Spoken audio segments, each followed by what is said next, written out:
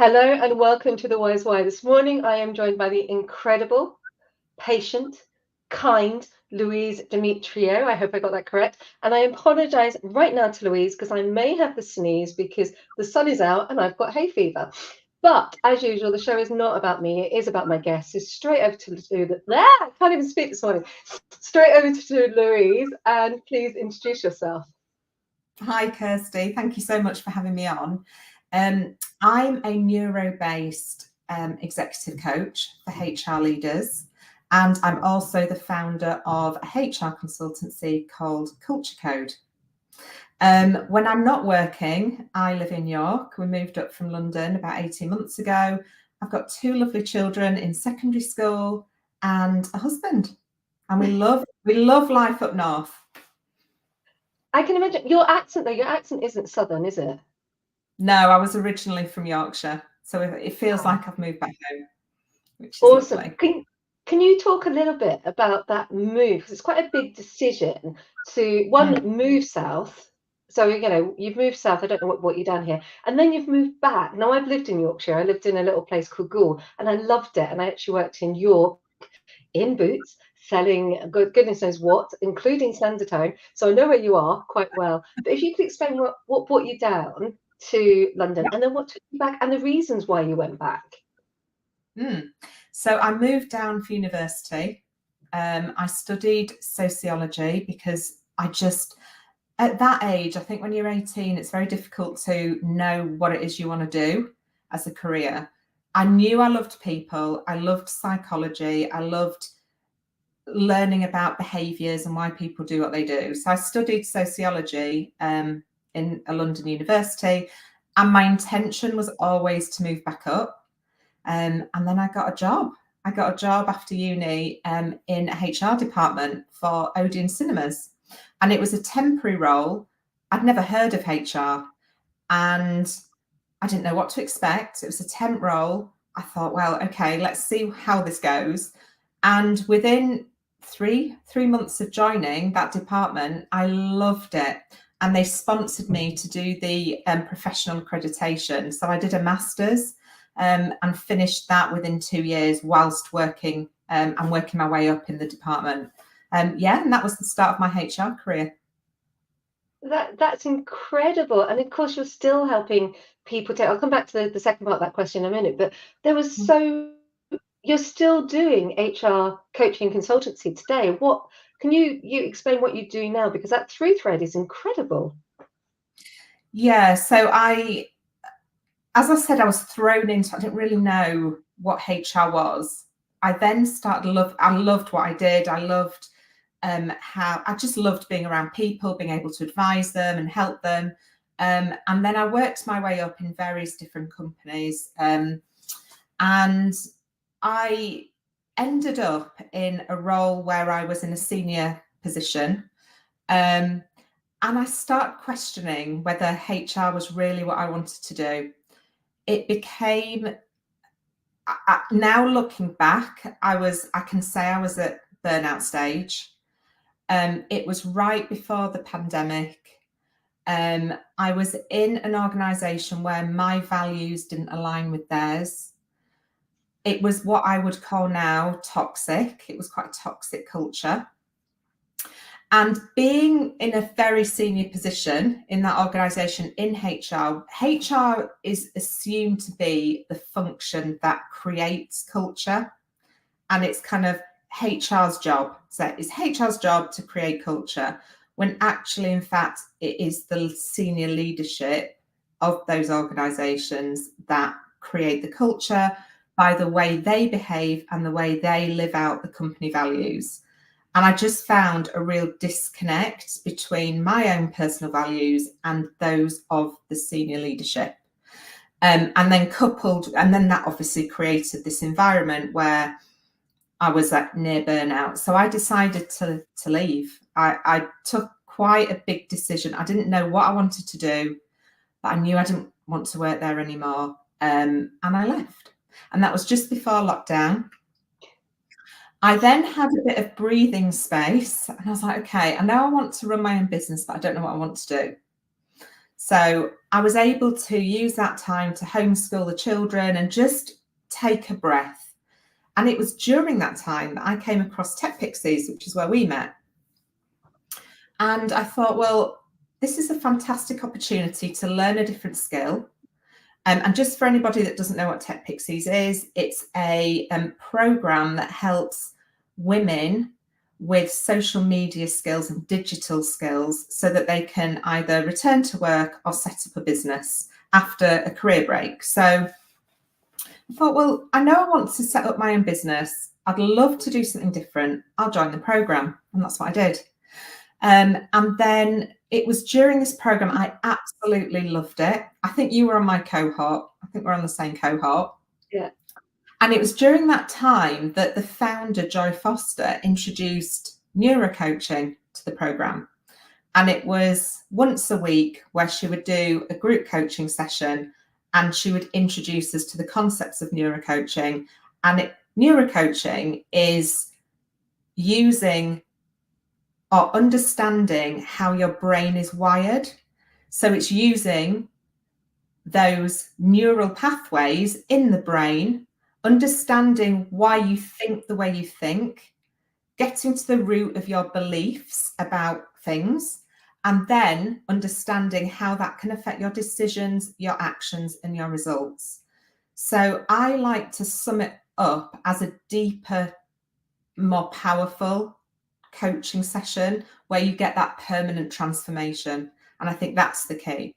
So we were taken through elements of this. I absolutely loved it. And I decided that I wanted to become accredited in neurocoaching myself. So I joined the same accreditation program that Joy had gone through on Joy's recommendations. And that was a year. So I did that accreditation. And the whole time I was thinking, I also need an income stream coming in. And I was still very disillusioned with HR. And I was like, I don't want to do HR. I'm just over it. I'm really over it. I fell out of love with it. And I definitely lost the zest for HR. Anyway, after a few discussions with my husband, he was like, but you're really good. You're really good. It's what you know. You've got 25 years experience in it. It's a shame to kind of totally turn your back on it. So I decided, I thought, okay, what can I do? I can bring elements of HR into my own business and form a consultancy using what I love and what I know. And that's what I did. So 18 months ago, I formed my HR consultancy. And it's primarily based on helping small to medium-sized businesses that don't tend to have a HR function or might have one person in there. And they want to really invest in their people and build out a proper HR function.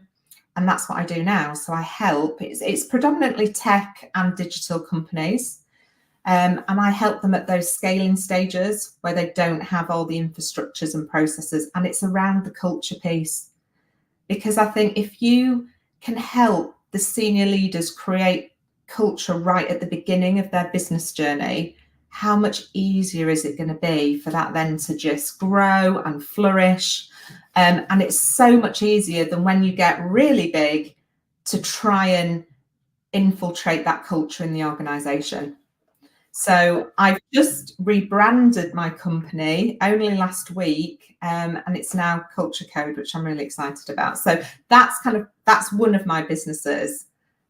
And then I'm also a coach now for HR leaders. I think that's brilliant. And, I'm as you're talking, I was thinking about some of the companies I've worked with, small companies that hadn't got an HR function, and then other companies that do have an HR function, but they're so big, and that culture, as you were describing, can become very quickly toxic because there can be, when you're a big company, a disconnect. And that disconnect can lead to lack of communication. And, obviously that's what I specialize in, is that communication piece. But if communication is broken down, then you've got somebody who might be disgruntled, but nobody knows they're disgruntled, and they're sitting there, and that one person can just boot. And I've been the toxic person. I'm not going to say I haven't. I've been the person who was disillusioned where I was working, and I've now learned, and it's really, I love the fact that we talked about how our brains function and understanding and owning it, because I've now learned that if I'm not happy, because I'm facing a big decision at the moment, and one of those big decisions, I went, if I do that, I'm going to be really difficult to live with my family. And so understanding my own brain has been a huge journey. And I wonder if we can just talk a little bit more about how the neurons in the brain work, if you don't mind. I know a little bit because I've sat through the baby brain video, which I find fascinating on YouTube, and I will put a link in later. But if you could talk about how the stages of the brain and how it all works, if you don't mind. No, I'd love to. This is what I love doing. So yes, your brain is not, so the conscious element of your brain doesn't start kicking in until you're 7. So when you're born, up until the age of 7, everything that you see, observe, take in, are told, listen to, goes straight into your subconscious. And that's absolutely key, because your subconscious drives 90% of your decisions and your thoughts and your actions every single day. So what you've learned up until the age of 7 is in there, but you're totally unaware of it. And then from the age of 7, your conscious thinking, cognitive part of the brain starts developing.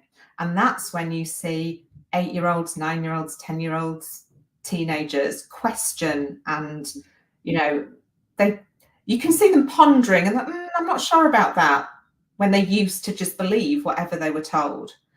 So that's really interesting. And what I find with my clients is they'll say things to me, and I will pick out. So, for example, they might say, "Oh, I don't know. I'm not experienced enough in that," or "I don't have enough qualifications to go and do that." And what we do is we dig in and we find out, okay, where's that popped up for you in the past? And then we dig a bit deeper and it's, okay, what were the thoughts around that? And what are your beliefs? And beliefs are formed when your thoughts and your feelings are repeated over time. And beliefs are in your subconscious. So when you've got a thought about something and then that generates a feeling, so you have a thought first and then a feeling, and that gets repeated and repeated and repeated, it becomes a belief. And what amazed me was I remember just going through the last kind of 10, 20 years, just thinking that all the chatter that goes on in my mind is just the way I am. That's just the way it is. And I was unaware of it. I wasn't thinking about it. It was just there continuously. And through the work I've done personally, and now the work I do with my clients, it's becoming aware. The first step is becoming aware of what you're saying to yourself, and then pulling those out and asking yourself, is that thought actually true? So where's the evidence to say that thought is true? Or has it stemmed from something or somebody in your past that said something to you and it's gone straight into your subconscious, so you're totally unaware of it? So it's pulling out what's fact and what isn't. And then more often than not, it's not true. And then it's reframing that thought into something that actually works for you. And it is such a powerful technique to use once you know how to do it. I'm really pleased you shared that. I'm very lucky that what you're describing is very similar to actually how an actor prepares for a character. So we go through the whole analysis of where is the evidence of why I am saying this thing at this point for this reason. What is the reaction I'm trying to get out of the other person by saying this line? It's really interesting when you look at the subtextual, the way that an actor dissects subtext, because we absolutely are looking for that evidential thread of what's my motivation, what's my thought, what's my feeling, why am I doing this particular act? Even an action sounds really ridiculous. So it's been a really interesting journey, because when I went on the Techpixes call with Joy, I was very lucky to get a hot seat, and by accident, I hasten to add, and I don't ever put myself forward. I know I run a podcast, I know I'm out there. If I go to a group, I'm never the one that puts my hand up, because I've still got things from my childhood that stops me stepping forward. Partly I was born with a speech problem, so you can see there's a lot of limiting belief. And also with the dyspraxia, sometimes my words don't form, so I don't want to put myself out there and be seen. But I found myself in the hot seat by accident. And I remember the next day, I felt like I'd been absolutely done 10 rounds with Mike Tyson. I was exhausted. I was doing a lot of crying, a huge amount of crying. And then 2 days later, I went, that's it. And I turned my entire life around. The business started growing because it's really powerful. What and how does this, how do you bring neurocoaching into what you do from an HR point of view? I'm just wondering about how it links. So and this is a recent, I've had clients in the past, all different kinds of clients, entrepreneurs, business leaders, and then most recently, I have been working with HR leaders. And it was when I've been working with my last couple of clients that I thought, hang on a minute. And it was almost like the penny had dropped, that this is the space for me. And I thought, this is how I can really help HR leaders overcome burnout, self-doubt, and overwhelm. And HR is a very difficult industry. It's a very difficult space to be in. You're pulled in all different directions. You've got the business who you work with, your business partnering, and you're helping them to achieve their financial goals through their most important asset, their people.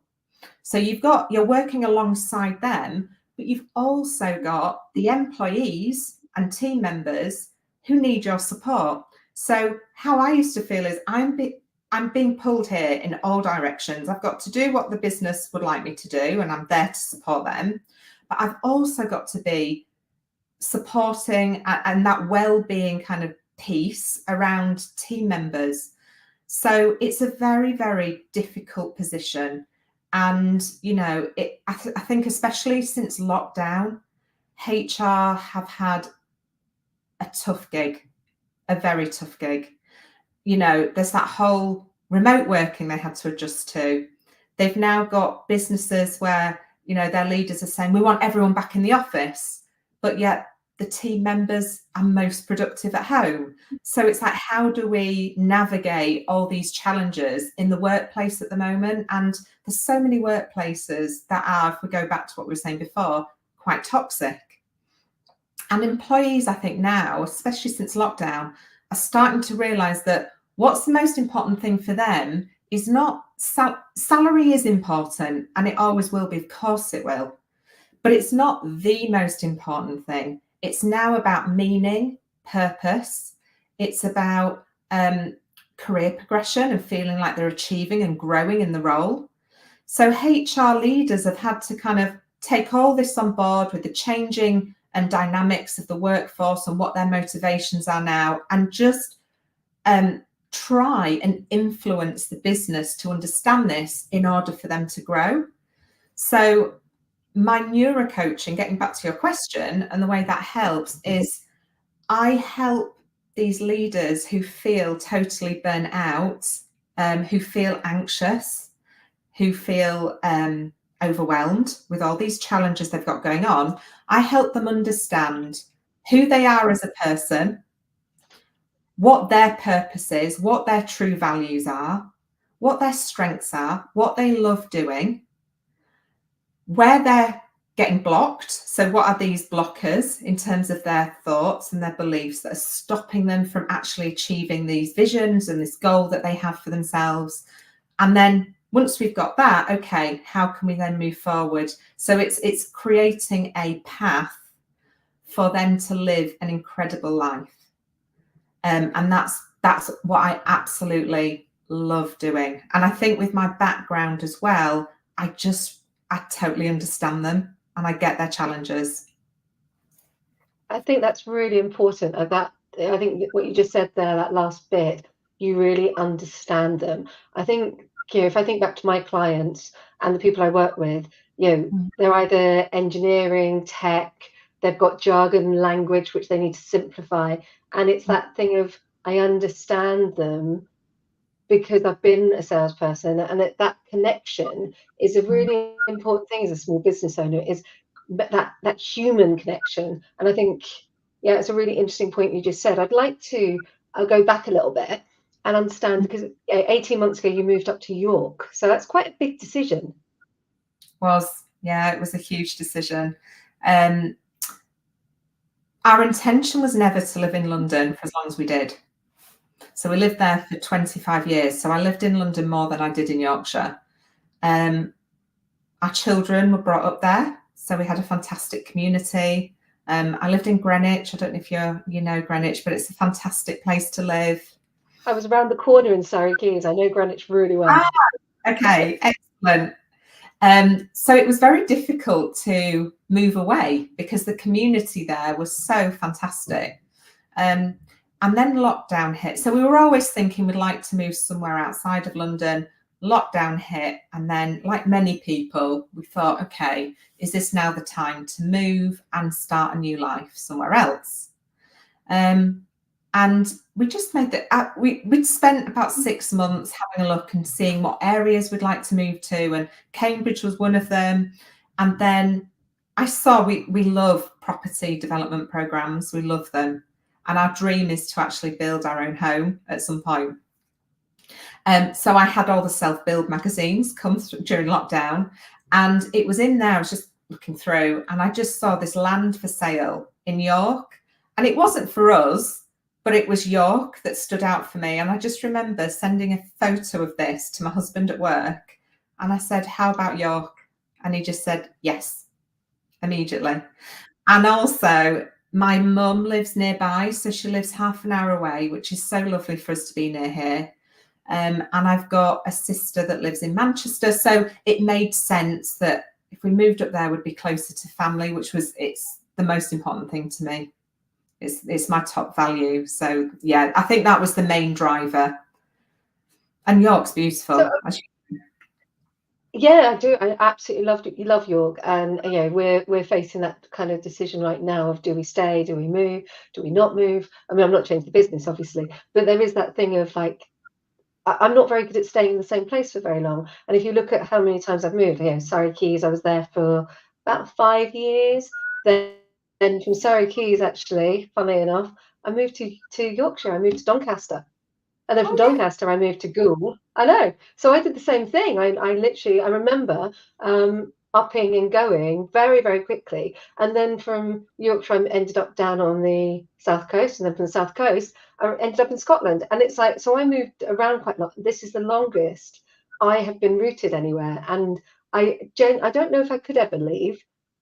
But a bit like you, if a bit of land came up and we could build, because my husband's an engineer, and his dream, and I hold his dream is to create a family home, either on a piece of land or something that is falling to pieces, and he does it. Like you, absolutely watches every property program under the sun, and I don't mean in the sun, because he doesn't watch the ones abroad. It's always in the UK, and he's not even from the UK, and I don't think we could move back to Holland. So it's interesting. So we've talked about the Techpixes and how we met, which was really important.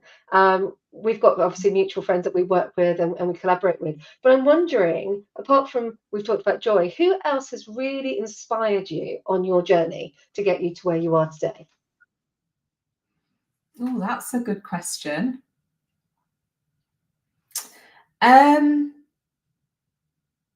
There are two individuals who, so on my coaching accreditation, it was a really small, intimate cohort. It was all online, but I was very surprised. I think because when you're coaching, it is such an intimate, personal space, isn't it?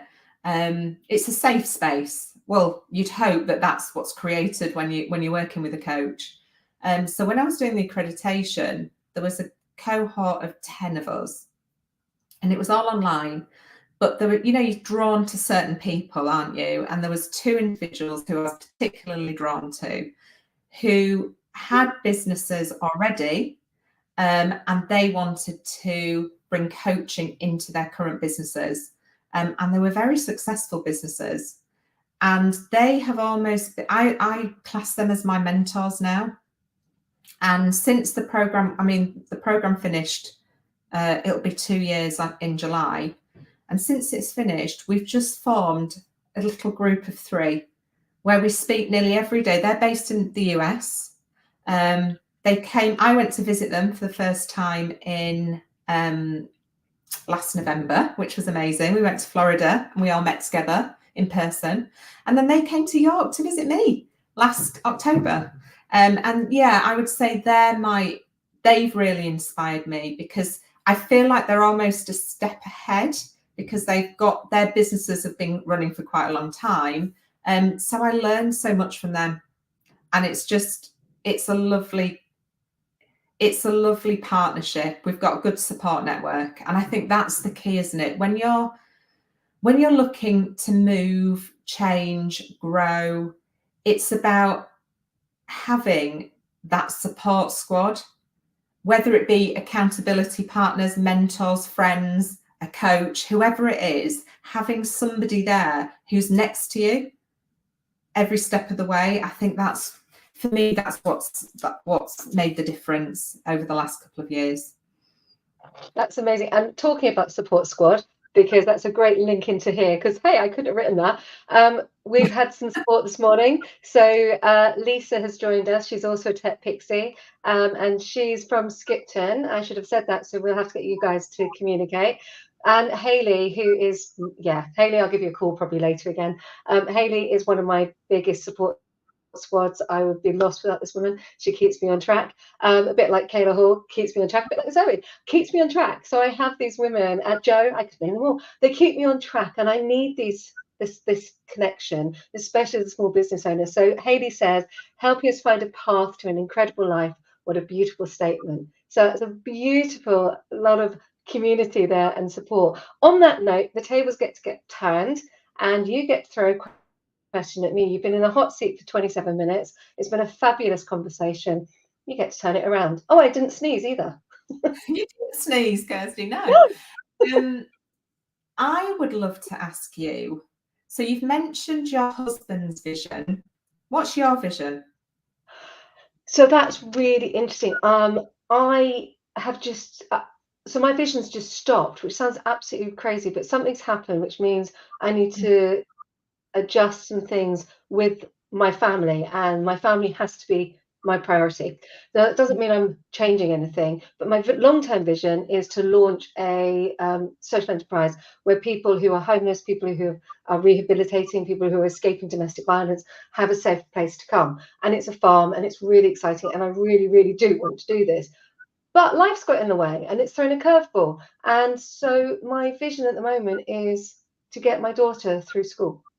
And that might seem really small to anybody else, but that is the most important thing to me right now. So everything else has got on hold. And it sounds, the business isn't on hold, life isn't on hold, but a curveball's happened. And that curveball means that everything else, my priority is to focus on my little one and make sure that she is safe, secure, and settled at school. And once I've done that, then I can go back to me. But right now, my vision has had to go on hold, which I never thought I would do. But I think when you've got kids, you'll do anything for them. And so, really interesting question, because 3-4 weeks ago, I'd have given a completely different answer. But right now, I'm going to hold my vision in a little bubble, because it's there. It's not going anywhere. It's just suspended, like in a status field in Star Trek. It's in the status field or whatever.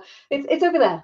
And I'm just going to put all my focus. So that means, everybody, if I've not got back to you, I'm not being rude, just a little bit like focused on somewhere else. That's it. I'm just focusing on a little 7-year-old who needs some TLC. So that's where my vision is at the moment, if that makes any sense. I love that. And it goes to show, doesn't it, that curveballs do happen. And life does throw you in a certain way. And it's okay to just take a pause and focus on the priorities right now. I love that. Yeah, I think it's important. Sometimes we get caught up thinking, there's that good question, isn't it? What is success to you? So success to me is seeing my daughter at 18, 19, 20 years old, a solid, independent, strong, focused individual. I don't mind what she does. I don't care where she works. I just solid, dependable, focused. She's safe. Then I've done my job. That is my biggest thing is empowering my daughter. That's why I launched the business.